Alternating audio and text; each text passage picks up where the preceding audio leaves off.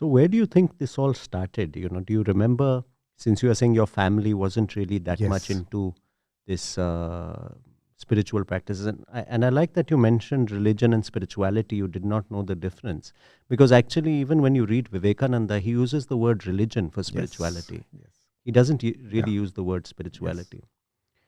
So how come you were interested in spiritual? Where do you think it started? That's another story. Uh, See, this is another something, and again, very unusual about my childhood.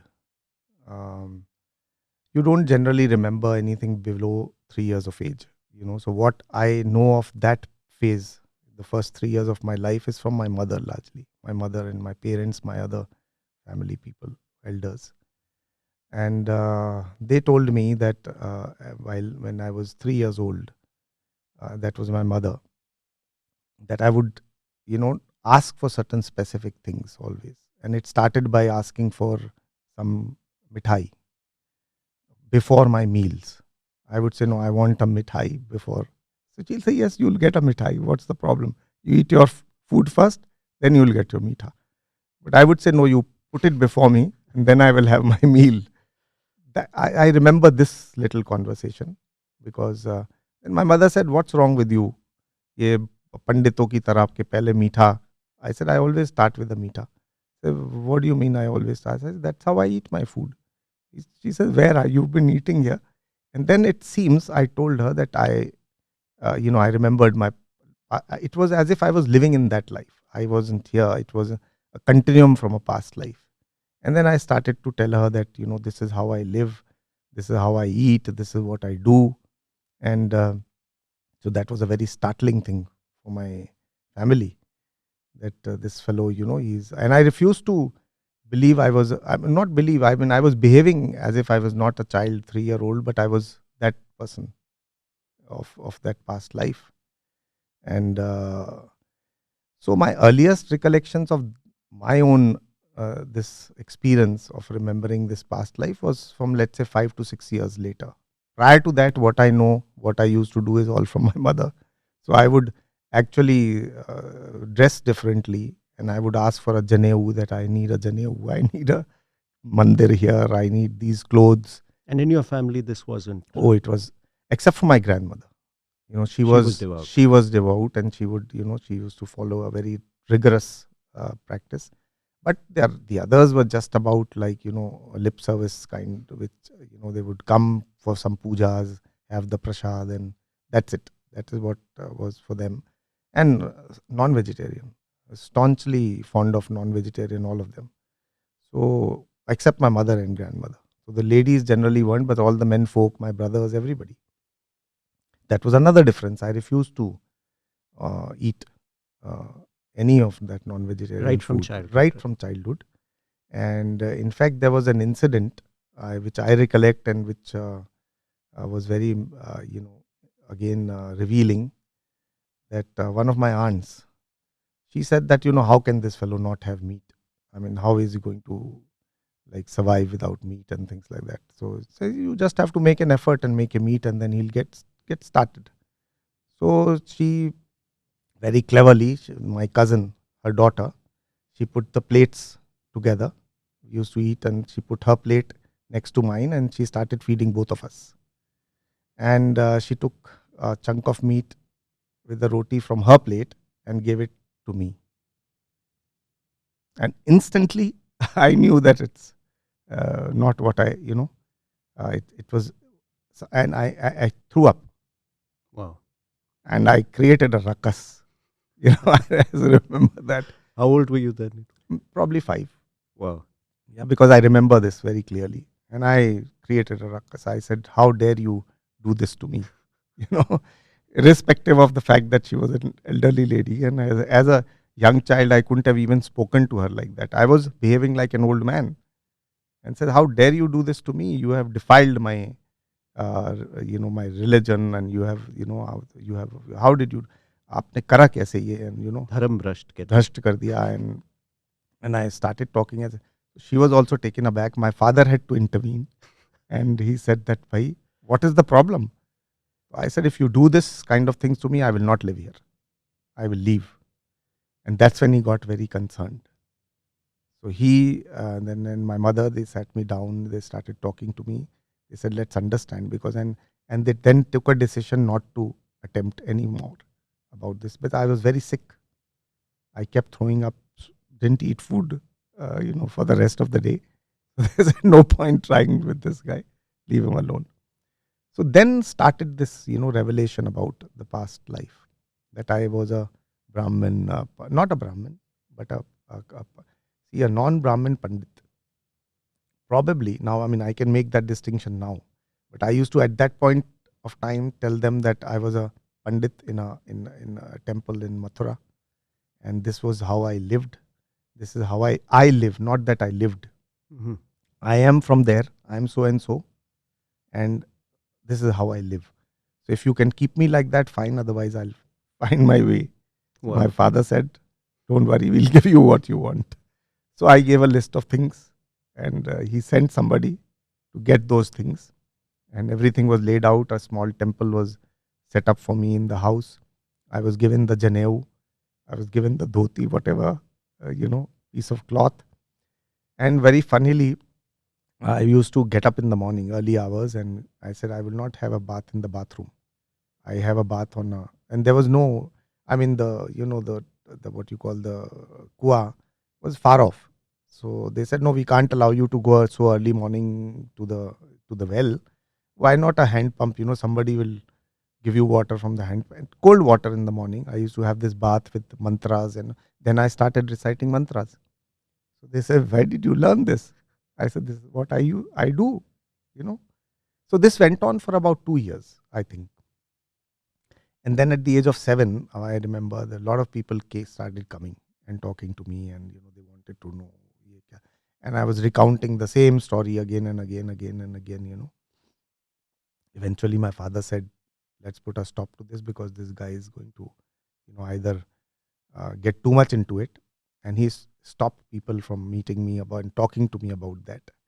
And he specifically there was this friend of his who was very keen to take me to Mathura. He said, let's take him there and let's check out and let's see what, this whole thing is about. But my father just put his foot down. He said, no more, let him live his natural life. And that's when I went to St. Joseph's in Nainital. When I shifted to the school, they started to reduce, because he made sure that nobody talked to me about it. And then I started to realize I'm in another life, that, and that kind of weaning from that and movement into this started. So up till then, you felt it was the same life It was continuing. the same life continuing. I didn't realize I was another, I felt as if I was that person. Wow. Wow. And I could describe the temple. Like my mother sometimes used to sit me down out of curiosity when it was just two of us. And she would very lovingly ask me, अच्छा बताओ मुझे क्या था वो temple में क्या था ये था. And I would graphically describe, So she was quite convinced that, it was, and it was much, much later that I went on my own to check out whether this was how far what I remembered was there. And this is much later when I could travel on my own. I quietly went, didn't tell anybody. And I realized that a lot had changed. It wasn't like what I remembered. Those images that I have of places were quite different now. And I would estimate that the time lapse would be something like 200 to 250 years. I spoke to people there, tried to find out what was there, how this was earlier. So, for instance, that Tulsi one, my image of that one, that whole forest, there is nothing like a Tulsi one today.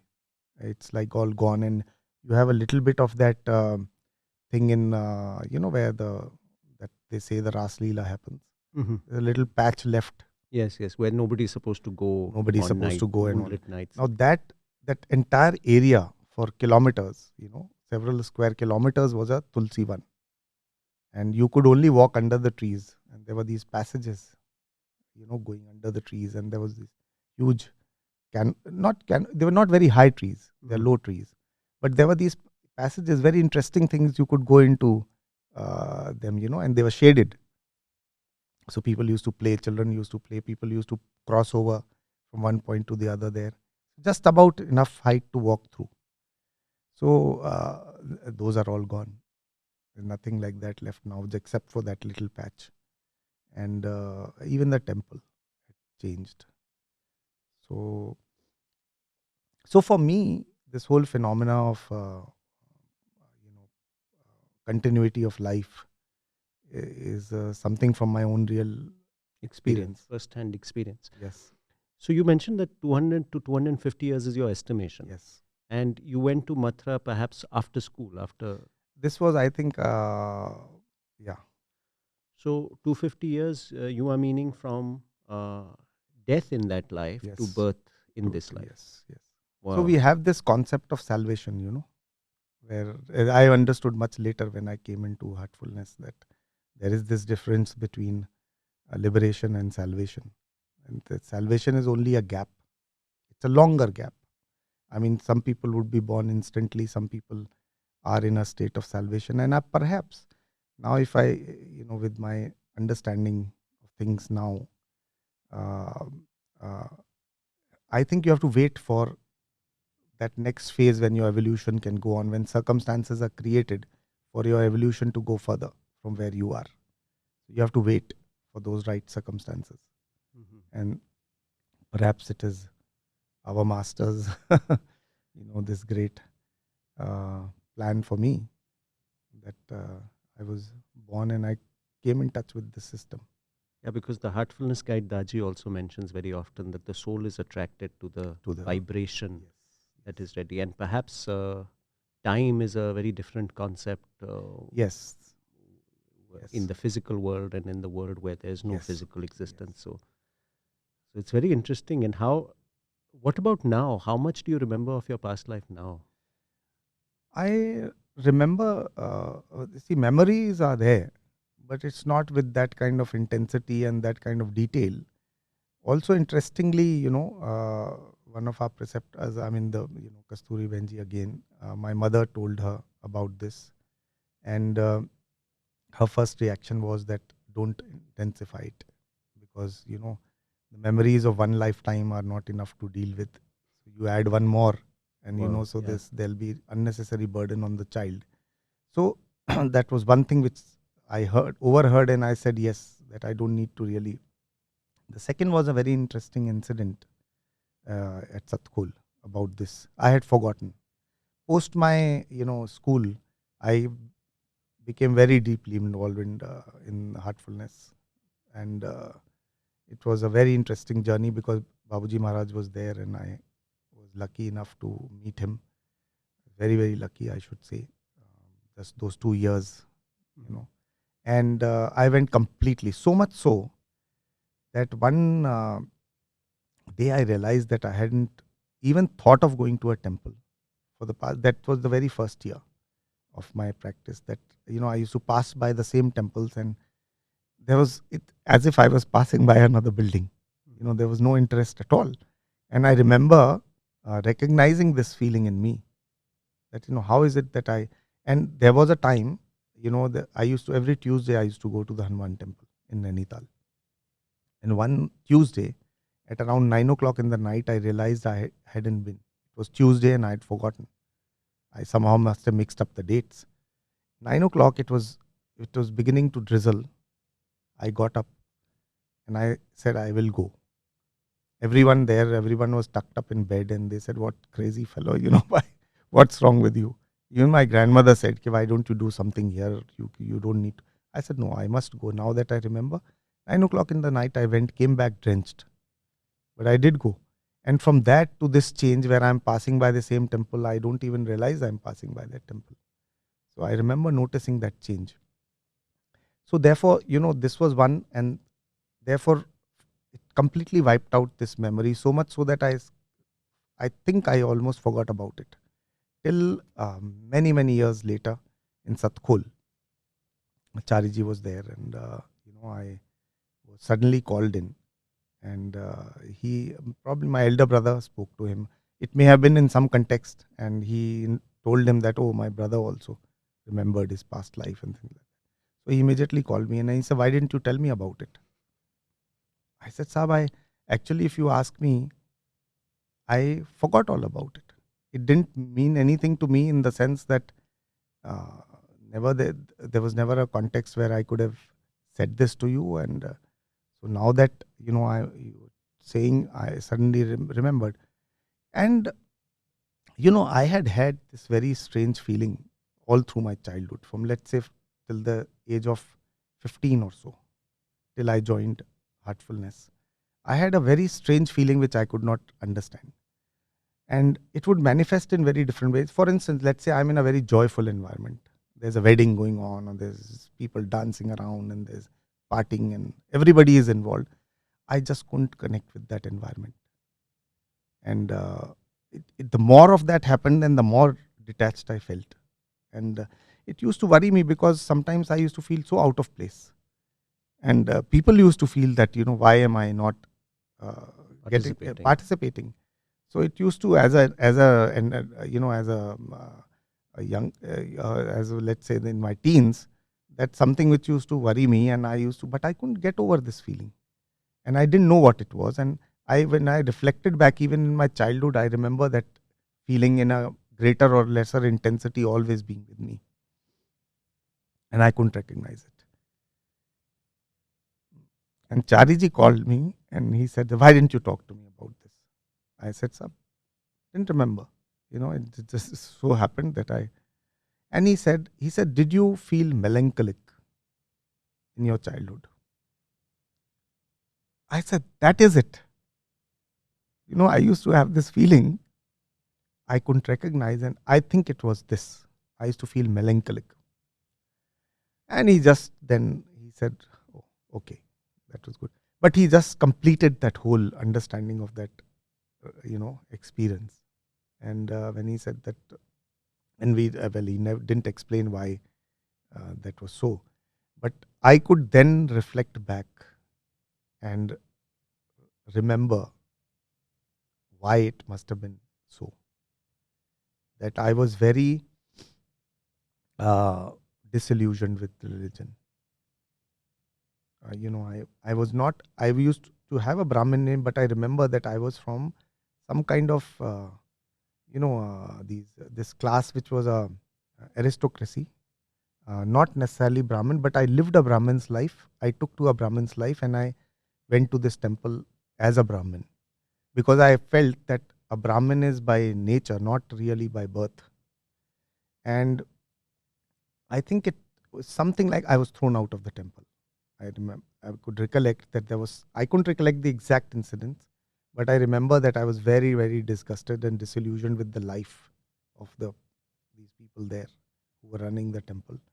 And I took them on, and they saw to it that I was removed from there. And I remember that for the later part of that, my uh, age, this later part of my life, I lived somewhere in a hut, sort of a structure, very basic structure, and it was in a kind of a semi-forested area away from town.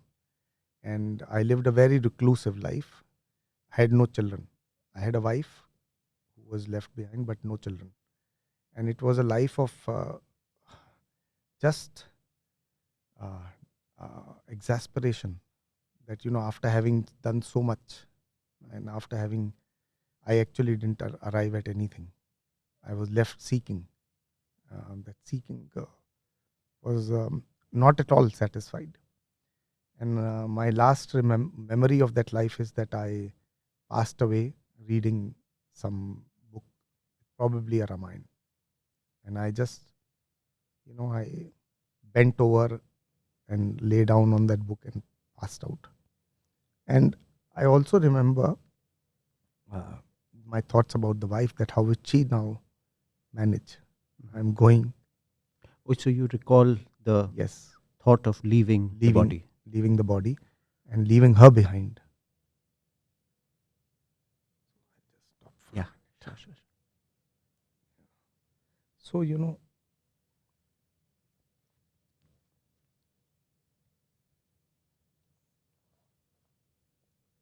and possibly that could have led to the melancholy. So there was this pain of departure because of the memory of. No, I think this disillusionment with what I had done all my life and not having got anywhere. Disillusion with the system there, that the way they were.